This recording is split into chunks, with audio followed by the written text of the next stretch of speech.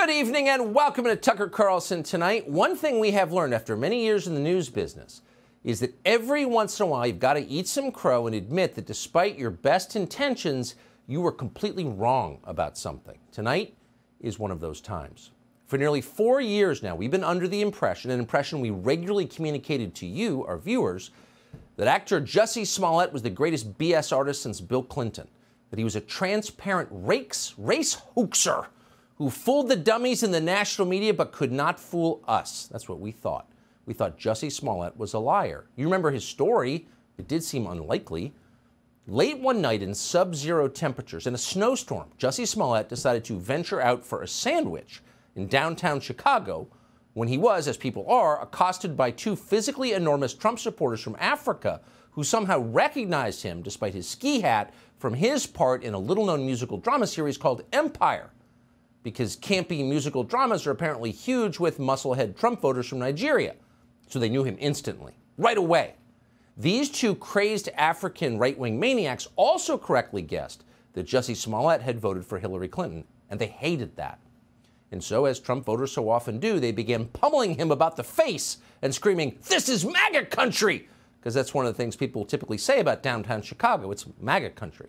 Then, because they were still angry, they're always angry, these Nigerian racists poured bleach on Jussie Smollett, threw a noose around his neck, and then ran off into the night howling with demented glee. Here's how Jussie Smollett described it.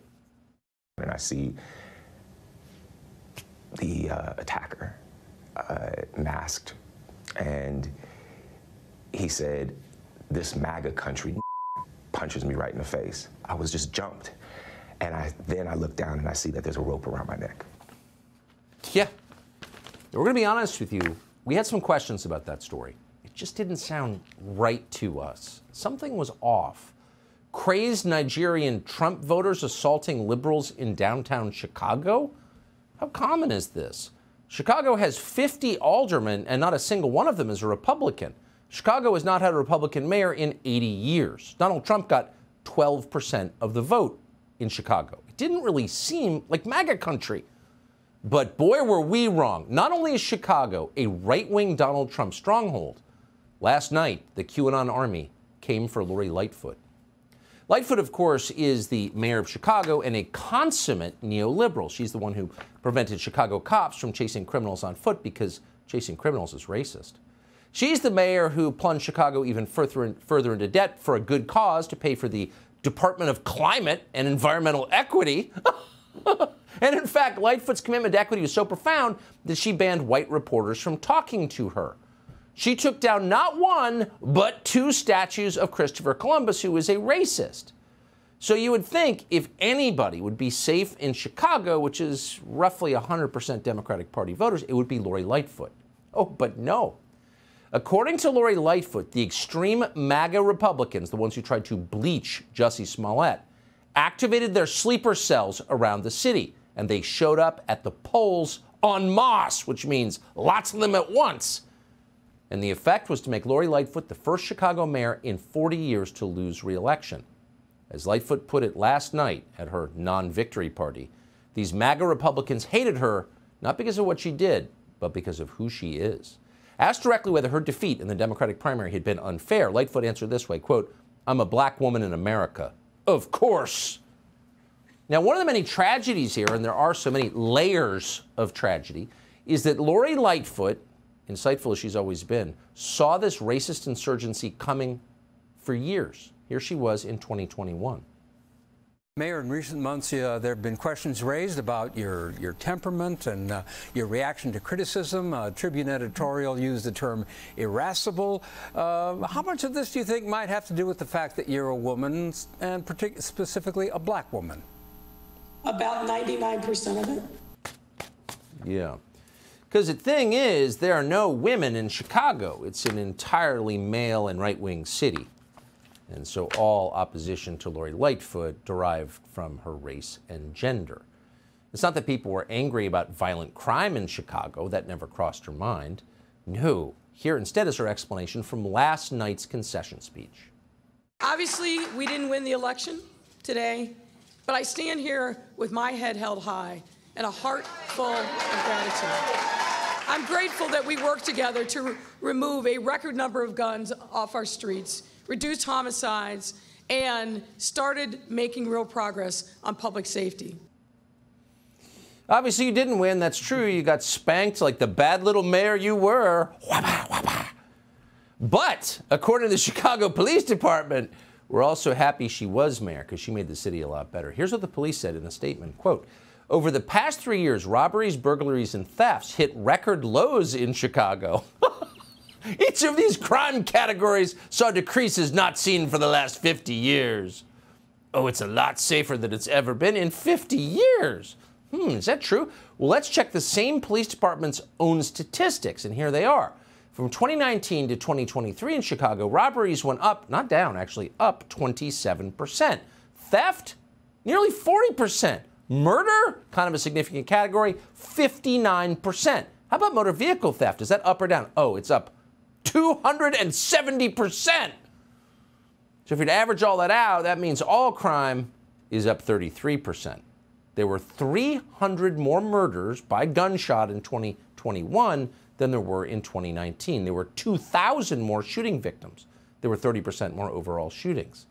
So that's not a safer city, actually. That's a much more dangerous city that people are fleeing for their very lives. What's interesting is that the people in charge of making the place safer are still working to make it much more dangerous. The top prosecutor in the city, Lori Lightfoot's ally Kim Foxx, is rejecting thousands of felony cases every year, just not prosecuting crimes. In 2022, for example, Chicago prosecutors had a total of 20,000 felony cases come in the door, and out of those, they rejected right out of hand 2,000. They pursued, out of 20,000 cases, just 1,900 to indictment, not to conviction, just to indictment, charging people. And those numbers are not an anomaly. They're similar for every other year of Lori Lightfoot's historically disastrous tenure as mayor. And what's happening? Well, people are fleeing Chicago, as noted, because they don't want to get killed.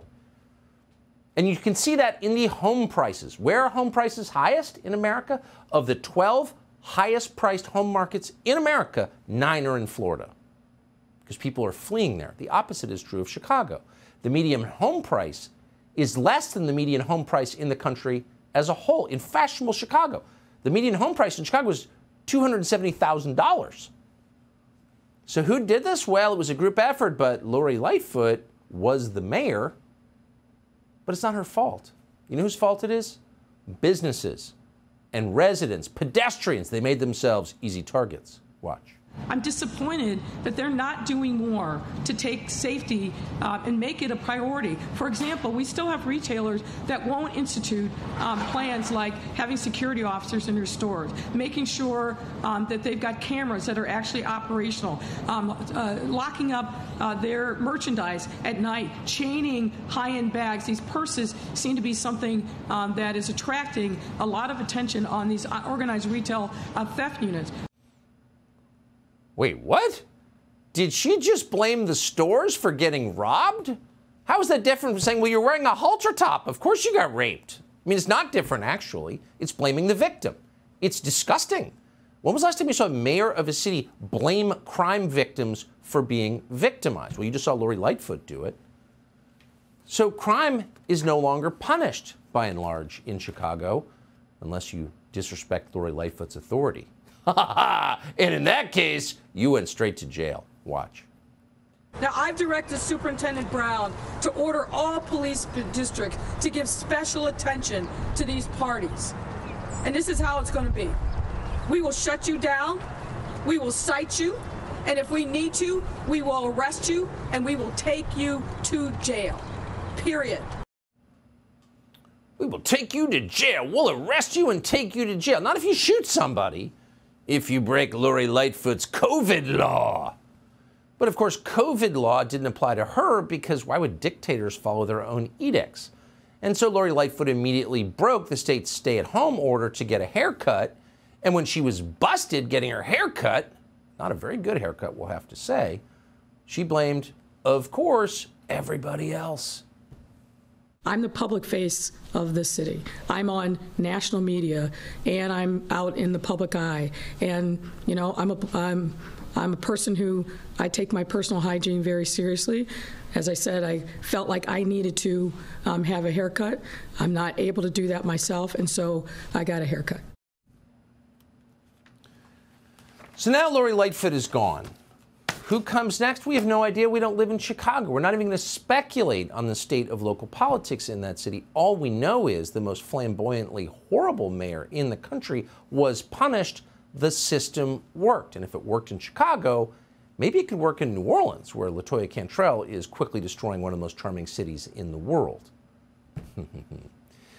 But part of us, if we're being honest, will miss Lori Lightfoot. Despite all the human suffering she caused, there is part of us that kind of enjoyed it. By embodying every one of her party's excesses over the past 4 years, Lori Lightfoot inadvertently helped to expose them.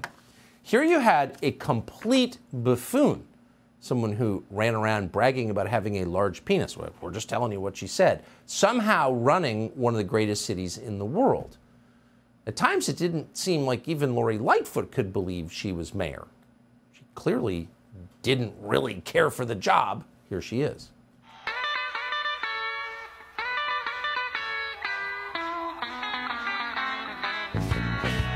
Come on, oh baby, don't you wanna go? Night, yeah, all we need is us. Let me whisper in your happy Halloween. Happy Halloween, everyone. Happy Halloween! Rona Destroyers! Wait. Go. And I'm happy to report I'm calling out the census cowboy.